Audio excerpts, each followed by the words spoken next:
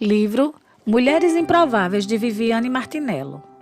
Capítulo 8. Cortadas não, podadas. É mais proveitoso sentirmos as dores da poda perto do Pai que estarmos inteiras, mais distantes dele. As podas de Deus são pedagógicas, oportunas e pontuais na caminhada cristã. Caso você ainda não tenha deparado com Jesus com uma tesoura na mão, prepare-se, pois as podas são extremamente necessárias para um crescimento saudável e para a nossa frutificação dentro do propósito para o qual fomos plantadas. A poda chegou à minha vida em 2007. Foi a primeira vez que tive um encontro com Jesus e sua poderosa tesoura de poda. É muito comum confundirmos o corte com a poda. Afinal, a poda também é um tipo de corte. Mas o que eu não compreendia era que as podas são cortes estratégicos para o crescimento e frutificação das plantas. Da mesma maneira, Deus tem a incrível habilidade de ser pontual e tocar as áreas deficientes em nós que necessitam de intervenção. Existe uma grande diferença entre a poda e o corte de uma árvore. Mesmo que ambos envolvam cortes, facas, machados e tesouras apropriadas. A diferença reside no local a ser aferido, com o corte, não no instrumento que será utilizado. Os cortes podem nos aparar, nos melhorar e nos limpar de situações e sentimentos vazios e sujos, mas pode também nos matar e arrancar a vida que nos restava. Já as podas são precisas para potencializar a frutificação e o crescimento. Um golpe a asmo de uma faca é um corte, mas um bisturi na mão de um médico é cura. É assim que vejo as podas de Deus, cirúrgicas e pontuais. Tem a precisão de um cirurgião. A primeira fase nesse processo talvez seja realmente podar a fim de produzir mais frutos. Ou seja, a poda divina nada mais é que um alinhamento do ser humano à vontade de Deus, lembrando-nos de quem somos e de quem não somos. Primeiro, ela tira e depois nos entrega a beleza de uma frutificação ajustada à nossa identidade e estação. Todo ramo que, estando em mim, não dá fruto, ele corta. Todo ramo que dá fruto, ele poda, para que produza ainda mais. João 15, 2-4. Muitas vezes nos esquecemos, ao ler esses versículos, de que Jesus começa sua narrativa afirmando que ele é a videira verdadeira e o Pai é o agricultor. Ele fará todas as podas necessárias para que possamos frutificar. E tudo começa com o desafio de permanecermos em Jesus, a videira verdadeira. O capítulo 15 de João recorda que toda a nossa suficiência está em Cristo e que sem Ele não podemos fazer nada, pois somos semelhantes aos ramos que, desconectados da videira, secam e morrem. Quando reconhecemos isso, entendemos que a verdadeira vida reside na nossa fraqueza. Então descobrimos a força que existe na fraqueza da dependência total do Pai e agricultor. Não gostamos de admitir falhas, nem de reconhecer fraquezas, algo inerente ao ser humano.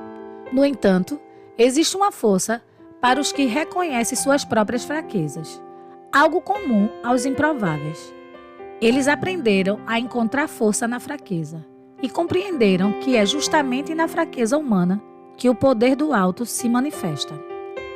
Quando reconhecemos que toda a nossa suficiência está em Cristo, entendemos que a verdadeira vida reside na nossa fraqueza. Para descobrir para que você foi chamada, talvez primeiro você precise descobrir para o que não foi. E esse processo chamamos poda. Quando você entende quem é, passa a frutificar naturalmente. No entanto, esse processo inicia com muitas frustrações, advindas de tentativas de ser quem você não é e de fazer algo para o qual não foi chamada nem habilitada. Portanto, ser interrompida por meio da poda divina pode consistir em um valioso avanço. encontrando força na fraqueza. Se existe algo que tenho aprendido caminhando com as mulheres, é que não gostamos de demonstrar fraqueza, mesmo não sendo algo particular das mulheres, mas intrínseco ao ser humano. Gostamos de ser fortes e nos sentimos mal quando a fraqueza está evidente em nós.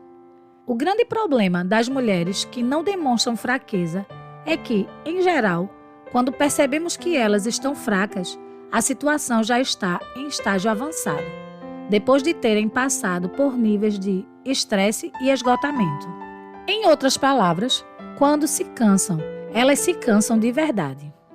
Embora a mulher tenha sido considerada o sexo frágil, sabemos que existe em nós uma força única, uma força que em muitos aspectos se diferencia da força masculina, mesmo que ambos sejam fortes e possuam forças distintas. A mulher ama com intensidade única e carrega uma força incomum no sacrifício pelo bem dos outros. Ela não tem força física para construir paredes e colunas, mas tem a força para edificar um lar, com sabedoria e graça. Mulheres são resilientes na dor e não fogem dos desconfortos para ajudar alguém. Mesmo assim, não podem andar apoiadas em sua própria força. Quando decidimos andar com as nossas próprias forças, caminhamos segundo a tendência do sexo feminino, de querer controlar tudo. E com isso, geramos desgastes e problemas que poderiam ser evitados se o nosso coração descansasse em Deus. No entanto, é nos momentos de caos que as motivações do nosso coração costumam ser reveladas. O que poderia ser para muitas de nós situações de tempestade, Deus chama de luz, porque desnudam o nosso interior diante dos nossos olhos. Assim como nos momentos de fraquezas, Deus se manifesta revelando algo em nosso interior que não conhecíamos. Em meio aos furacões da vida, o que estava oculto é exposto. É sábio pôr em prática o benefício da dúvida e ponderar a respeito da possibilidade de estarmos erradas e de as pessoas estarem certas. As tempestades ou vulnerabilidades nos ajudam nesse processo, pois Deus não quer revelar as nossas fraquezas para nos envergonhar, mas para que sejamos curadas. Em nosso negativismo, quando dizemos que tudo deu errado, o céu nos contempla e vê as coisas dando certo. Por isso, precisamos aprender a nos desprender do que achamos correto para abraçarmos aquilo que Deus está dizendo ser correto. Pois os pensamentos do Senhor não são os nossos pensamentos. Os caminhos dele não são os nossos caminhos. E o convite do Pai é que abracemos os pensamentos e os caminhos dele para nós. Mas ele me disse: minha graça é suficiente a você, pois o meu poder se aperfeiçoa na fraqueza. Portanto, eu me gloriarei ainda mais alegremente em minhas fraquezas, para que o poder de Cristo repouse em mim.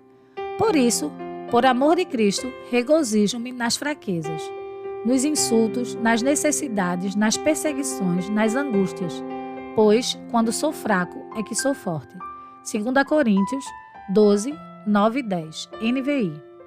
A natureza humana não costuma alegrar-se com fraquezas, privações, injustiças, perseguições ou desventuras, pois somos contrários a isso.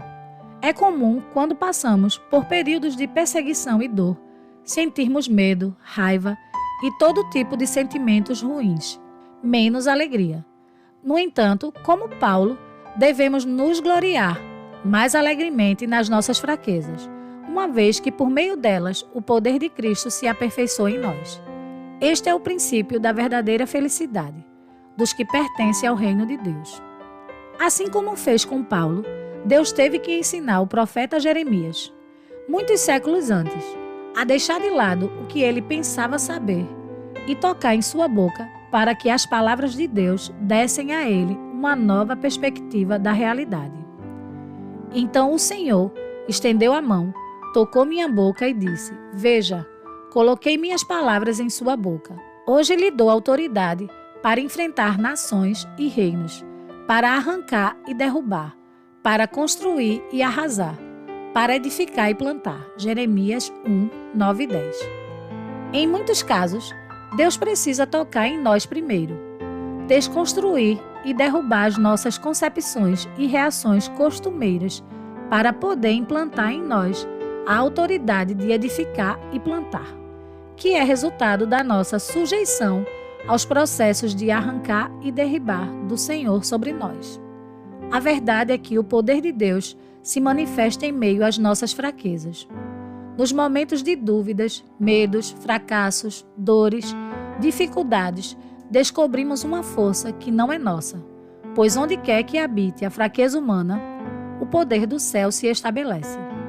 Deus tem um propósito nas tribulações.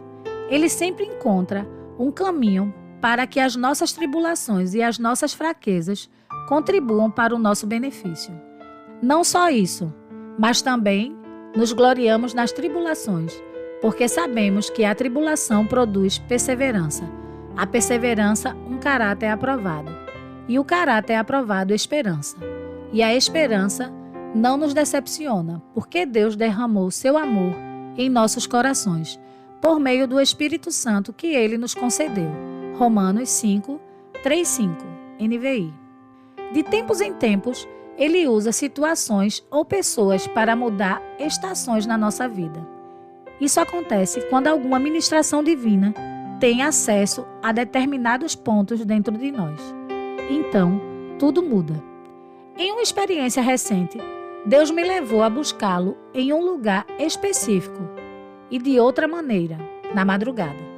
Ali, comecei a falar sobre o meu desejo de entrar em lugares mais profundos nele, de experimentar um mover semelhante ao de alguns avivamentos espirituais sobre os quais eu estava lendo. Clamei para que Deus se revelasse novamente em nosso tempo. Em algum momento, por amor a nós, Deus corrige a nossa conduta ou comportamento. Deus então começou a me perguntar se eu realmente estava disposta a pagar o preço necessário. Mesmo sem que eu entendesse muito, Ele continuou falando sobre o que o Evangelho não era. Não era postagem nas redes sociais. Não era exibição, nem sobre homens e mulheres famosos.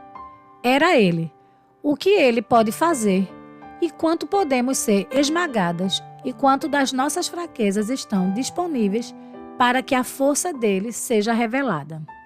Ao expressar o meu desejo por mais do Pai, Ele revelou seu anseio em derramar a essência do Evangelho no meu coração. Acontece que um relacionamento de amor inclui a correção. Ambos caminham juntos. O amor não diz sim a tudo. O amor exorta, porque amar é corrigir. E Deus sabe disso e aplica essa equação com frequência para o nosso crescimento. Em alguns momentos, por amor a nós, Deus corrige a nossa conduta ou comportamento. Não precisamos ter medo da correção de Deus ou do preço que devemos pagar para viver a essência do Evangelho, pois, quando nos dispomos a pagar o preço, Ele se dispõe a estar conosco. Desse modo, não devemos ter medo de segui-lo. É na fraqueza que podemos contar com a força dele. O Evangelho não é sobre o que podemos conseguir, mas sobre a nossa entrega diária, sobre rasgarmos o coração e deixarmos que Deus seja Deus. Não é sobre ter razão, mas sobre quanto o nosso coração pode ser transformado por Ele.